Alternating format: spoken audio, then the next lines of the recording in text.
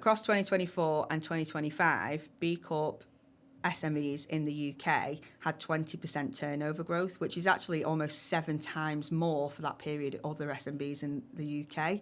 So there's direct correlations between being a B Corp and having this revenue building. We have a Yorkshire and Humber local group that I've attended some events from, more recently, and had the pleasure of meeting other businesses in the region then that are B Corps and hearing about how they're using the certification to grow. And it's just a really great community to be involved in. B Corp was originally something that was set up in America in the States and about 20 years ago, and it spread across the world. We've been in the UK now for 10 years, so there was just the 10-year anniversary of B Corp in the UK late last year. And I think there were 62 founding companies originally, and now there's over 2,500. Most of them are SMBs. What it's about is a movement of being a values and vision-led business and not just kind of having that just for profit focus and thinking about how we can do wider good in the world, how we can treat people fairly, and we can do some good as a business rather than just looking at the numbers all the time.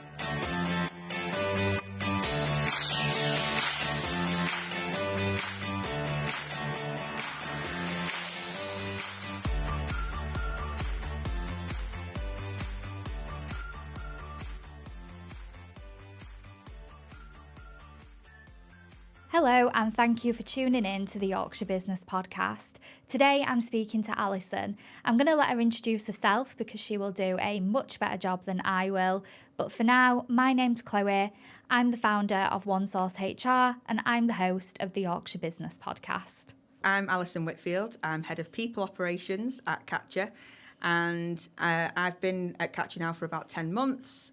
Prior to that, I was head of people in an IT managed service business for about 3 years. I've done some HR consultancy with a number of different businesses all over the UK, really. My background is in operations, so I didn't actually follow the traditional HR route. I sort of landed in people because I was running service delivery and I was very customer facing, and I could see that people were this asset to the business that actually we weren't necessarily focusing on, and a lot of the issues that we were seeing with customers really just come back to people. They might not necessarily be trained very well, or they're not engaged with the business, or we haven't communicated what we're trying to achieve. So that really drove me into the people side sort of around COVID, really, when we all kind of had that moment of what are we doing with our lives. And yeah, I absolutely love it, and I think it's been one of the best things I ever did, getting into people. It makes going to work just really easy, and I just love the idea of being able to go to work and make workplaces a bit better for everyone. Yeah, I love that. I love that you say getting into people and HR makes going to work really easy for you, because there are some people who have possibly, always done HR and probably think that the worst part of the job is people, and people make it difficult to come to work. But it sounds like you're definitely in it for the right reasons, and it's been really nice the way that you've got there and seeing that kind of transition. Because people, like as HR professionals, people in the business, they are our customers, aren't they? Absolutely, really? And it is that experience. I think there is a bit of a shift towards employee experience as a thing for us to focus on. Coming back to Katchr, tell us, what do they do? Where are they based? What do they do? So Katchr is a legal tech software business. We're based in Huddersfield. We're a remote first business, so we've got employees all across the North region, really, mostly in Yorkshire, but then there's defectors like me from the other side of the hills in Cheshire. The business is about 15 years old. We've been branded as Katchr for more like 10, and we serve law firms up and down the UK and actually in the US now as well. And the whole point of Katchr is to help those law firms take what is quite commonly completely fragmented data in all different systems and bring it together so they can actually use it for insights and decision making in the business. We've got some absolutely fantastic clients. We've got some clients that have been with us for 10 years. So it's brilliant. And I've never worked in the legal sector before, so that's all new to me. But getting used to that has been really great because we have, as I say, some brilliant clients that give us some great feedback that they just can't run the law firm without Katchr. So that, again, gives us that satisfaction that the product's really good. And we've got some really big growth plans over the next couple of years. We've got a really clear vision. So I think that's part of what makes it easy to go to work as a people professional, because it's in a business where we know where we're going and everyone's really aligned, and we can then make that workplace really good for the people that are coming in, and it helps us drive the business forward as well. Yeah, brilliant. So has it always been remote first? Yeah. So I think when we first started the business, there was only about 3 employees for the first couple of years. So it was really small. But I think part of the vision has always been that, we don't necessarily need to be in the office all the time. Pre-COVID, yeah, people probably did come in a little bit more. But as we've grown, it's just become a consistent message that we want people to be able to work in the way that is best for them.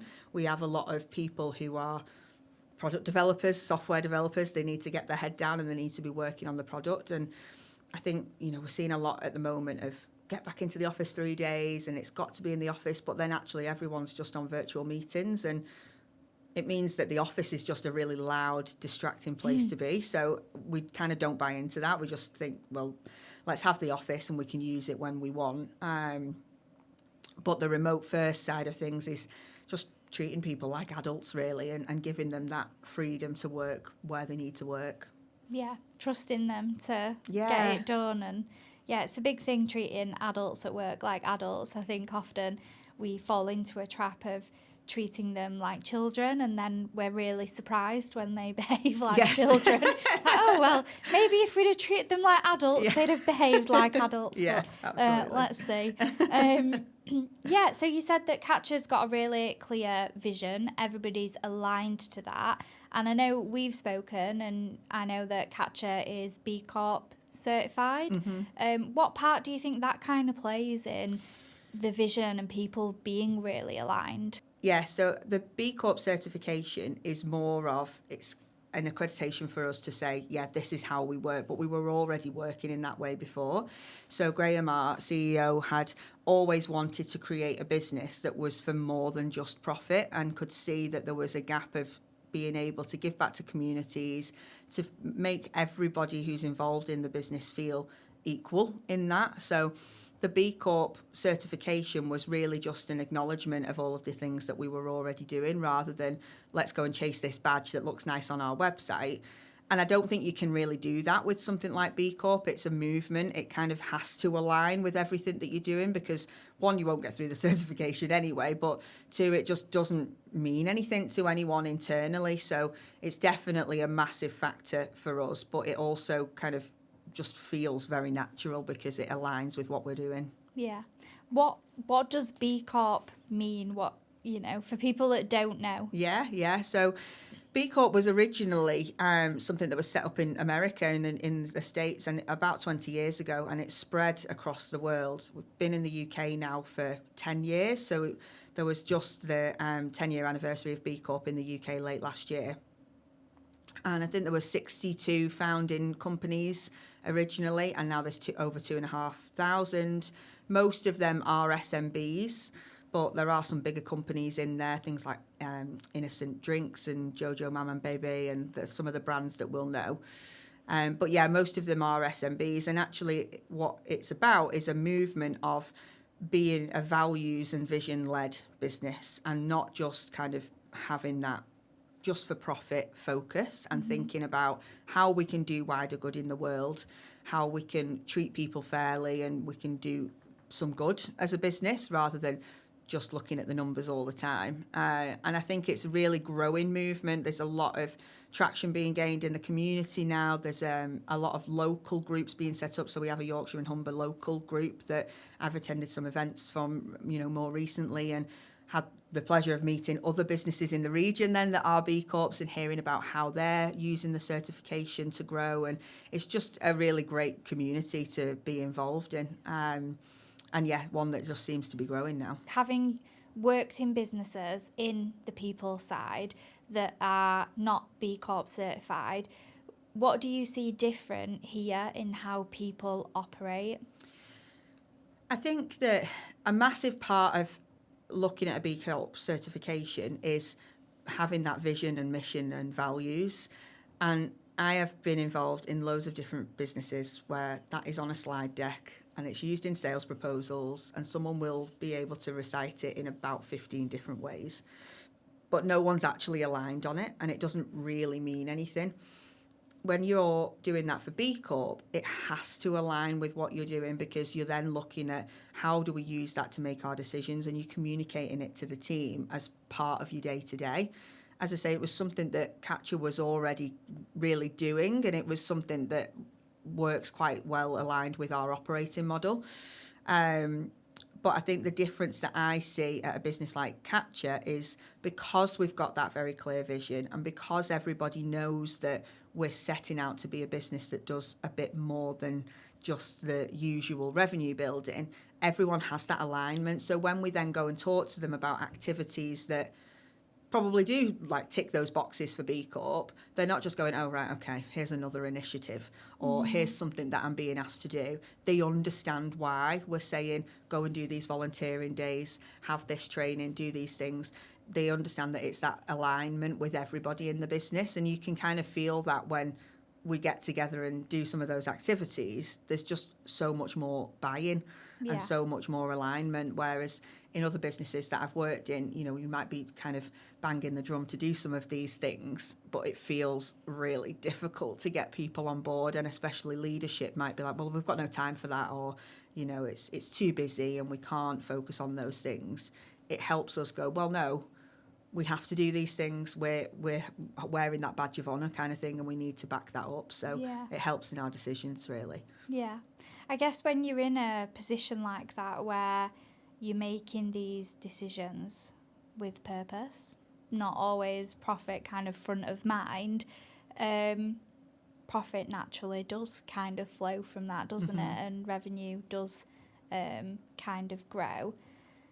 Would you have any advice of inspiring people kind of out of that mindset of we've got to focus on bottom line all the time, and how they can make decisions with purpose, and ultimately that does lead to that increased revenue? Yeah, I think, a massive thing that's come out recently is because we've had 10 years of B Corp in the UK. B Labs, the non-profit that runs B Corp, did a 10-year impact report. Yeah. And within that impact report, yes, there's loads of information about how these businesses help the environment, how they drive diversity and inclusion metrics, all of these really important things that we know are really important, but we know that some business leaders might think it is a bit fluffy, or they don't really want to pay attention to it. In those reports, there's actually also a massive economic impact as well. So across 2024 and 2025, B Corp SMEs in the UK had 20% turnover growth, which is actually almost 7 times more for that period of other SMBs in the UK. So there's direct correlations between being a B Corp and having this revenue building.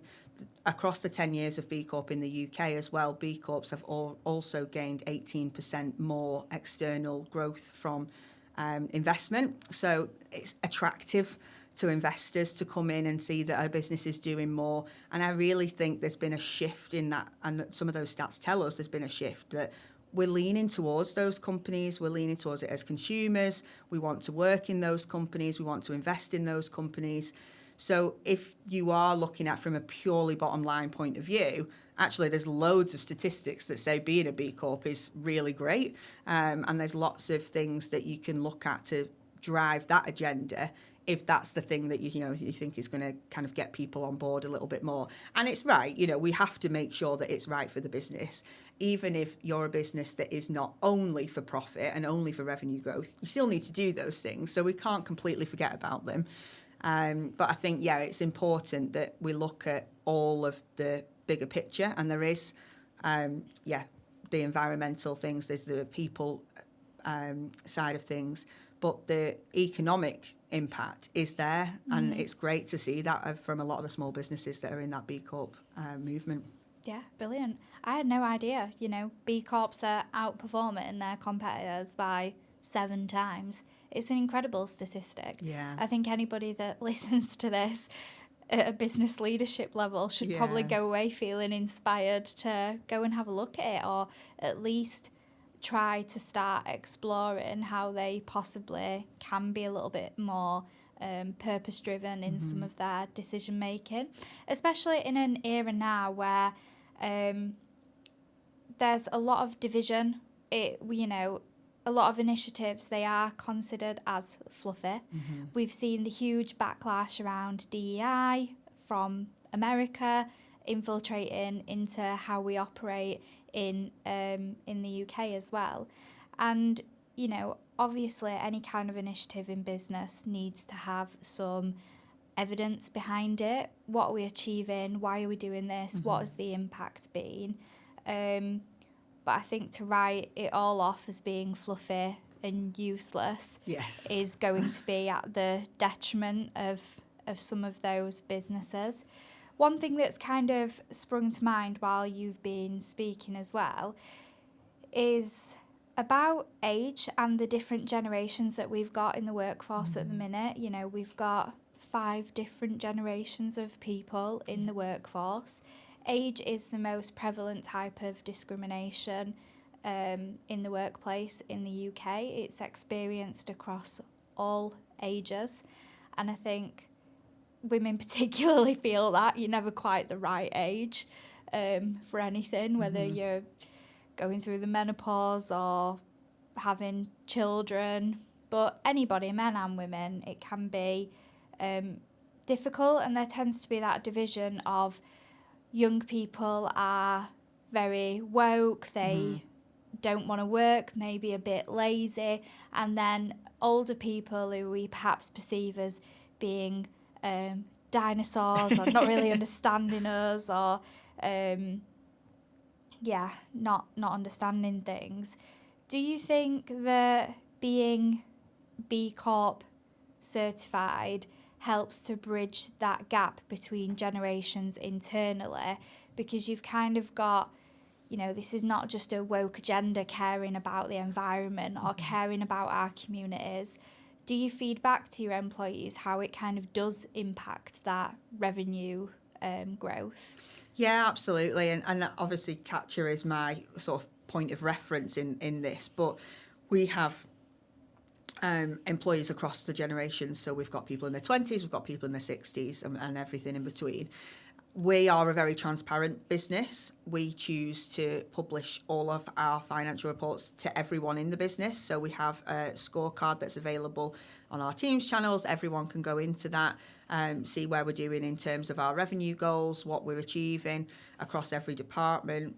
We have a profit share bonus. So at the end of the year, we look at what's come in. We give 1% of our client fees to charity, and then after all of the costs and everything like that, we get down to a figure that is then split between the employees.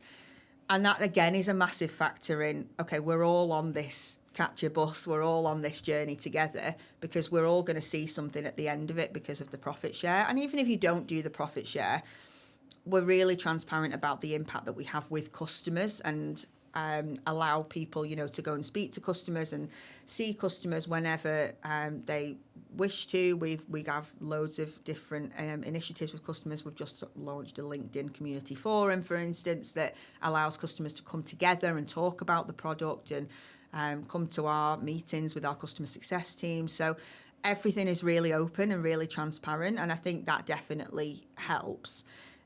With the generational thing, I could talk about the generational thing all day, because I think, as you say, it is one of the most discriminated topics and areas that we can discuss about people.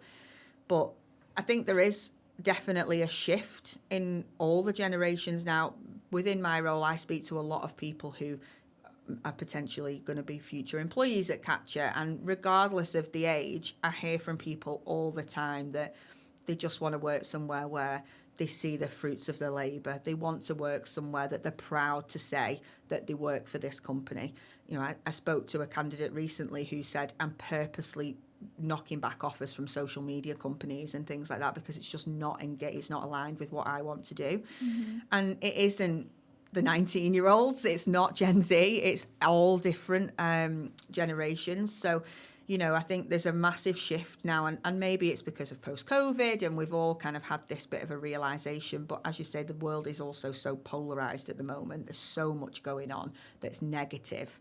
It feels like we want to go and do something positive at work. And the newer generations that are coming into the workplace, you know, I think we are quite harsh on Gen Z sometimes. We're looking at them saying, oh, they're lazy and they don't want to work and all of these things. But they've grown up with everything at their fingertips. They've got the internet. They've not had the view of the world that we had and the generations older than us had. So why wouldn't they kind of want everything to be instant? Why wouldn't they want to just use AI to do all of their job applications? You know, things like the internet and the technologies, that is just their natural state of things. So I think we're a bit harsh on them. They're also coming into the workplace knowing that they're going to work to an age that's, you know, older and older. So state pension is getting older. People are retiring much older. Again, when I was a child, my grandparents didn't work past the age of 50. You can't imagine retiring at 50 now, you know, it would be like almost insane. So there's still people running businesses into the 60s and 70s. You know, we're going to be working a lot longer. So why wouldn't we be aligned with what we're doing 40 hours a week? Yeah. I don't understand that. And that's part of why I got into people in the first place, of creating those businesses where actually people quite like coming to work. Yeah. Yeah, you're right. You know, that level of intrinsic motivation, it's not necessarily linked to generation or age. No. Lots of us want to feel like we're doing something that is purpose driven. And, you know, we live in an age of cancel culture as well. Who wants to be associated with some of these businesses that don't treat their people right, that don't care about the community, that don't care about the environment? I think we've talked about the impact on the bottom line, the impact for employees. And you've got this amazing background in customer experience and customer delivery. How do you see that B Corp certification translates into the customer experience at Katchr? Yeah, so for us, I think it's probably twofold. The people at Katchr is a massive part of our sell. So when we are going and sitting in front of customers, we're not just selling the product, and actually more so, we probably are selling the people, because we have always leaned on that. You know, you've got straight talking, honest support in Yorkshire that you'll always be able to access by the phone or by email, and you'll speak to the same people and all that kind of thing. We're not outsourcing that, which is, you know, I worked in an outsourcer 15 years ago and it was one of my first jobs, and that was the trend then, but it's all kind of coming back around now. People want to speak to people that are in the UK and that they feel that they can build a relationship with. So that's a massive sell for us. And obviously the fact that the people are aligned with the business growth and understand everything that's going on in the business. There's no secrets at Katchr. We're all just kind of straight talking, honest people. So that really comes across in the customer experience, and we hear from customers all the time about the experience that they've had. We've recently just signed a new customer who actually went so far as going on LinkedIn and talking about the onboarding process and actually tagging our employees in that, which is just amazing. Yeah. And, you know, it makes you really proud to see that customers are doing that. The other side of it for us specifically is that we serve law firms, and law firms particularly have that interest in ESG metrics. They want to make sure that they're using suppliers that are doing the right things. Again, that cancel culture, you can't be associated now with businesses that have got unethical practices. Yeah. So it's a big thing for us, and we do talk to customers about it in the sales process, and it's something that we really try and uphold ourselves by working with sustainable suppliers, local suppliers. We try and work with other B Corps. So, yeah, I think, you know, us as a customer, it helps us because it makes us look at other B Corps. But for our customers as well, it's massively on the agenda. It's really important to them. Yeah, yeah. No, that's awesome. I think it's quite rare, isn't it? People are quick to jump on giving negative feedback when something's gone wrong, but it's kind of rare for somebody to go to the effort of sharing a positive experience. And I think it speaks to that level of transparency that you've cultivated there as well, that customers feel comfortable to go on to what's effectively a social media platform and tag your employees. You can see how open and transparent things are and how closely you obviously work in collaboration with clients. Yeah, I think especially in a technology business as well, because when you're supplying technology to someone, really it almost kind of goes unnoticed until it breaks, and then that's a negative conversation. And I've seen that throughout my career working in tech companies. I remember having many conversations with IT service desk engineers that were just so like downtrodden because they're thinking, you know, all I get is phone calls telling me people, you know, this isn't working. No one's phoning you up to say you've done a great job. So when we see that, it is just so fulfilling. And again, it's something that we love to kind of shout about that internally, and we reward people for that. It comes back to the B Corp side, and it comes back to our vision and our values. So at Christmas, we did our first values awards. So that everybody in the business nominated each other for the awards, which I love because it's like players player kind of thing. Yeah.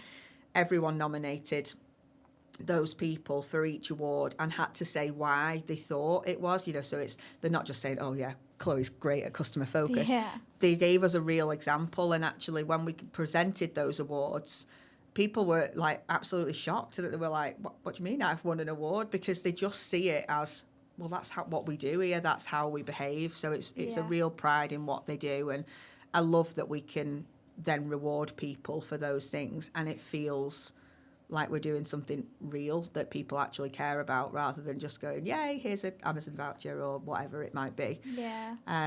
It's about something really substantial. So yeah, that's nice. Yeah, it feels like you're really striking that balance as well between, this is a tech company, but there's a human element to it that's really important. I mean, I don't know the figures for specifically what your kind of products do, but I had a HR information system specialist on the podcast, and she told me that there's over 500 products of that type on the market in the UK. So it's a competitive landscape, but actually your reputation really matters, and it's not all about which one's got the best AI chatbot, which one's the slickest kind of tech-wise. It's the people behind it. Some of the most progressive ones that have grown so fast because it's a great technical product, really kind of at the forefront of it, are letting themselves down on the customer experience and customer delivery piece. That kind of, once you've got past the sales pitch and you've signed on the dotted line, the onboarding process does not match the process you were taken through as a kind of sales pitch.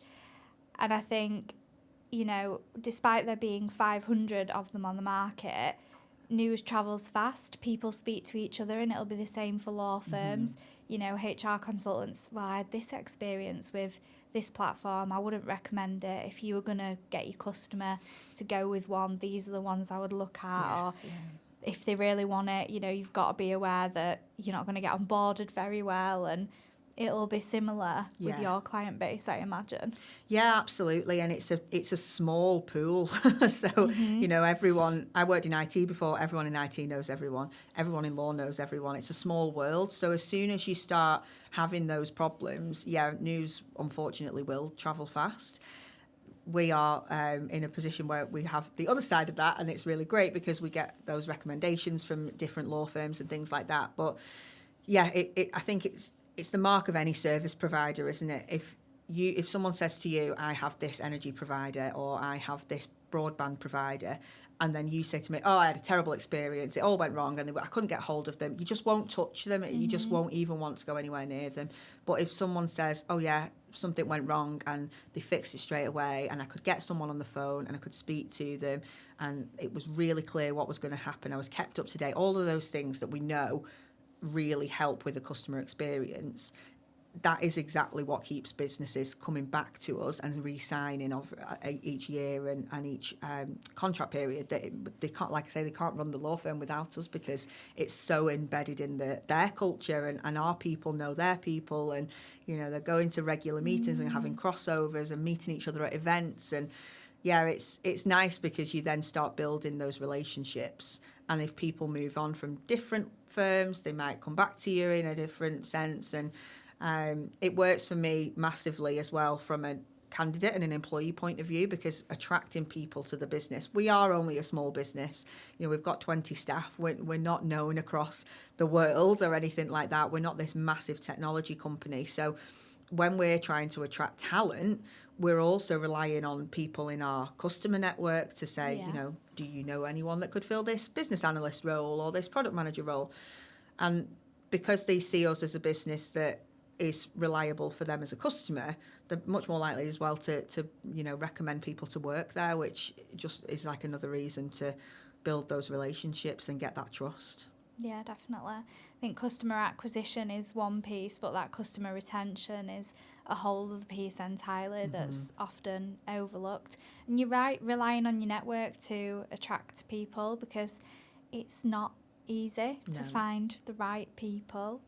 So you said right at the start that, there's ambitious kind of growth plans, and I've seen you recruiting and busy on LinkedIn and stuff. Yeah.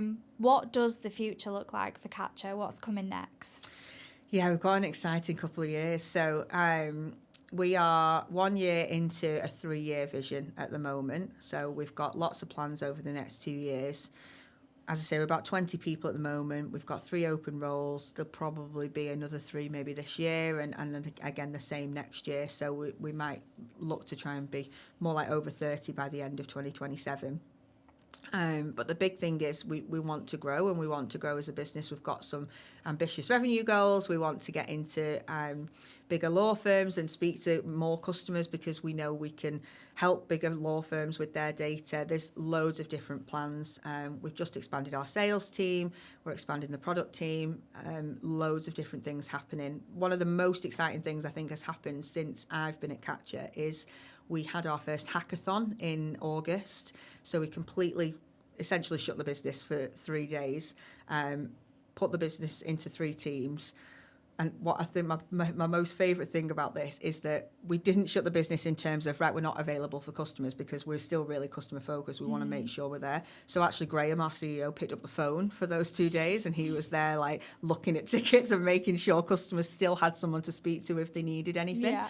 But we put split the business into 3 teams, and we spent 2 days in rooms thinking about, right, what do we want to do with the product and how can we improve it? And then actually prototyping it there and then and seeing is this something realistic? And from that 2 days, there's things now on the product roadmap that are real, and they've been come up with by the people in the business, which I just think is amazing, because, again, I've been in businesses where everyone's got these great ideas, but it's so busy that no one has that chance to breathe from the BAU, and they just don't happen. And it kind of just gets slipped down this roadmap that you never really get to, and it's just put the fires out all over the place. We're really quite passionate about that continuous improvement at Katchr. So I think it's going to be a really exciting couple of years for us, growing the product, speaking to more customers.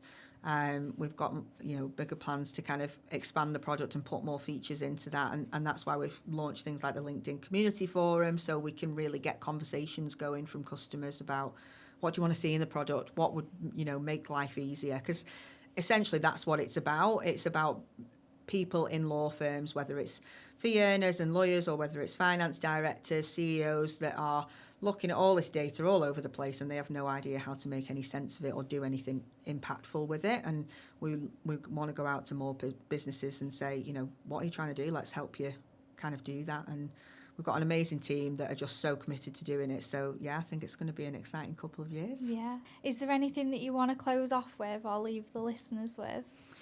I think, obviously, B Corp is quite a new thing to me, but when I've become involved in the community more and more over the last few months, it's just such a great place to be. And I would say that if there are businesses in the Yorkshire and Humber area that are interested in B Corp, there is a B Corp local group, and look out for their events on LinkedIn and whatnot, because that businesses that are interested in B Corp are always welcome at those. So you don't have to be a B Corp to go along. You can go along, hear from the different businesses that are already B Corp and see how that's benefiting them. The impact report is a great one for that. So yeah, if you have come away from listening to this thinking, oh, B Corp sounds quite good actually, I would recommend that. But I guess what I would also say is, you know, it's not just a sticker on your website, and don't treat it as such, because you'll probably feel disappointed.